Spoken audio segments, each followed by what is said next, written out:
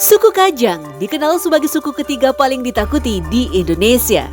Bahkan suku Kajang dinobatkan sebagai penjaga hutan tropis terbaik di dunia.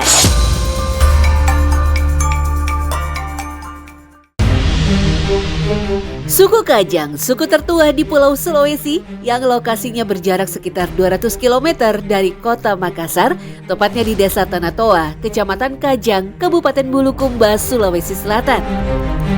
Hingga kini masyarakatnya yang selalu berpakaian serba hitam dan tanpa alas kaki, hidup sederhana dan bergantung penuh kepada alam. Mereka masih tetap memegang teguh adat dan tradisi, sebagian bahkan menutup diri dari modernisasi. Menurut The Washington Post, suku Kajang telah berkontribusi menjaga bumi dengan kebijakan mereka untuk melestarikan hutan.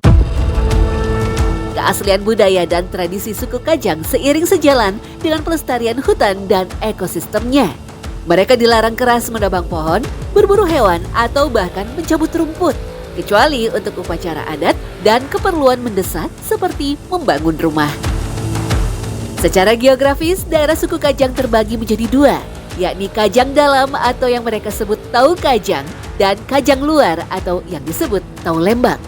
Batas antara Kajang Dalam dan Kajang Luar ditandai dengan pintu gerbang berarsitektur tradisional Kajang.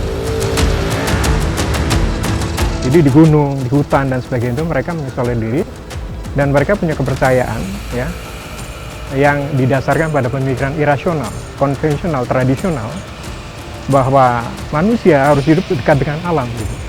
Mereka harus bersatu, ya, berharmonisasi dengan alam, tidak boleh ada jarak. Sehingga simbolisasi dari cara berpikir, tindakannya, perbuatan, perilakunya itu serba simbolis dalam konteks dekat pada alam.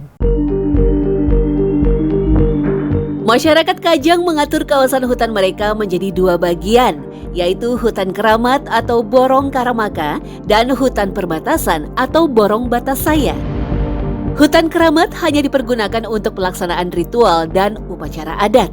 Aktivitas apapun selain itu tak diizinkan dilakukan karena hutan ini dianggap sebagai hutan suci nan sakral yang menandakan rasa hormat mereka kepada leluhur dan alam. Sementara di hutan perbatasan, masyarakat diperbolehkan mengambil kebutuhan dari alam seperti menebang pohon untuk membuat rumah. Namun untuk mendapat izin, mereka harus memenuhi syarat-syarat tertentu. Untuk satu pohon ditebang, diganti dengan menanam 2 pohon.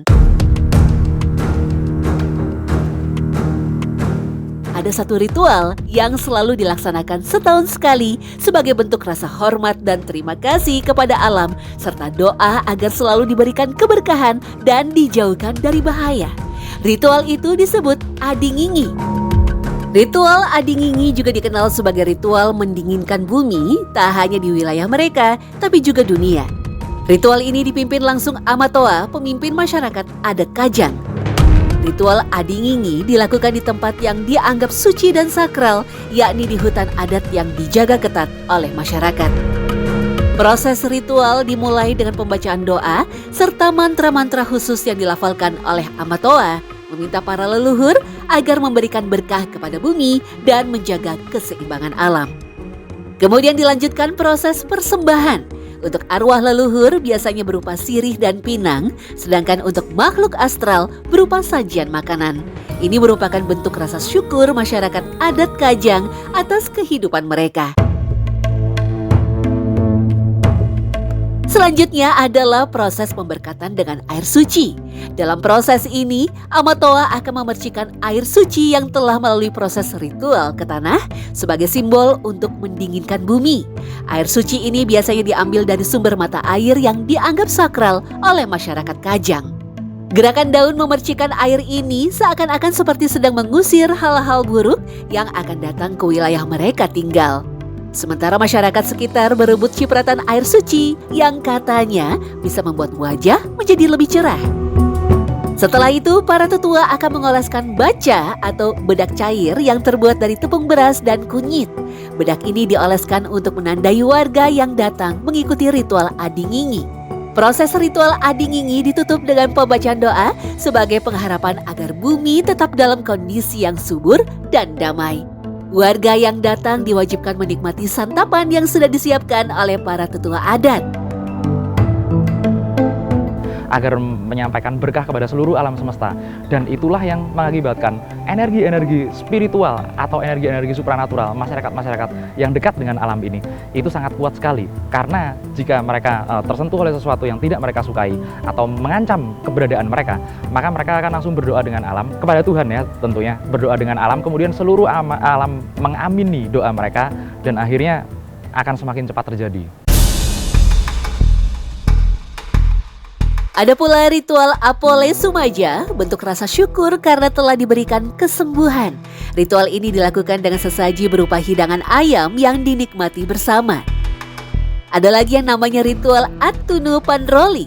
Biasanya dilaksanakan dalam upacara adat yang melibatkan seluruh masyarakat suku Kajang jika terdapat masalah.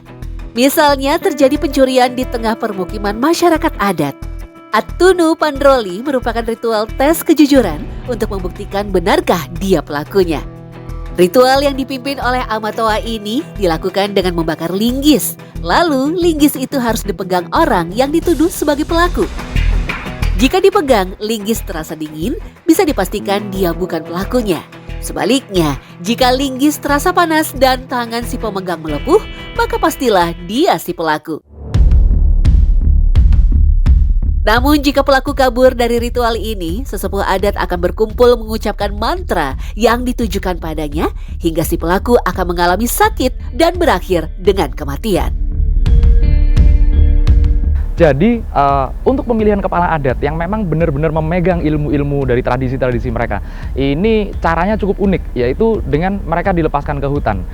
Beberapa kandidat dilepaskan ke hutan, kemudian dilepaskan kerbau liar. Siapa orang yang pekarangan rumahnya yang di hutan itu kemudian dimasuki oleh kerbau liar itu, itulah yang berhak untuk menyandang kemudian sebagai amatu.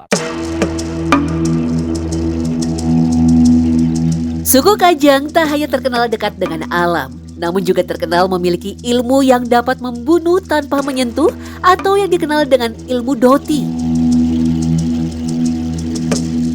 Salah satu ilmu yang sangat digunakan oleh mereka, bisa melunakkan kepala manusia dan merusak organ dalam. Jadi kepala manusia yang tengkorak itu bisa benar-benar lunak sehingga rentan cedera dan kemudian bahkan kalau istilahnya yang terkenal membunuh tanpa menyentuh. Seperti itulah ilmu doti yang berkembang. Sebenarnya ilmu doti ini bukan sihir negatifnya, tapi banyak banget buat untuk ritual-ritualnya mereka. Kemudian keperluan-keperluan baik juga ini menggunakan apa yang disebut dengan doti itu sendiri. Rumah adat yang didiami suku Kajang Kale Bolaya atau lebih dikenal Bola ini memiliki bentuk dan ukuran sama. Hal ini menandakan kesederhanaan dan simbol keseragaman. Rumah adat suku Kajang dibangun di atas 16 tiang penyangga, di bawahnya menggunakan batu alam agar tidak merusak tanah atau alam.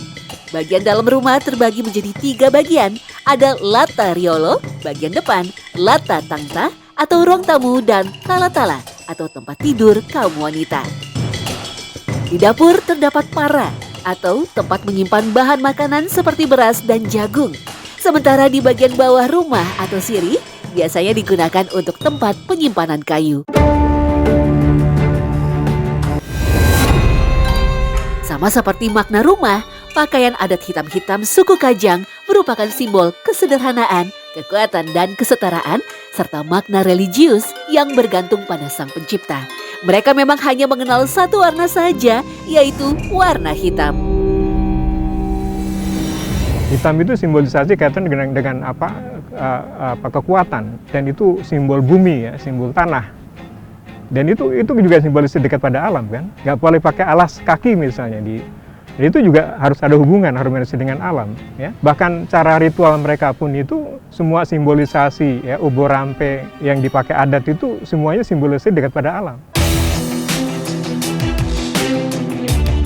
Suku Kajang memang memiliki pengaruh besar bagi pelestarian hutan di Indonesia. Mereka menganggap alam adalah ibu yang harus dijaga.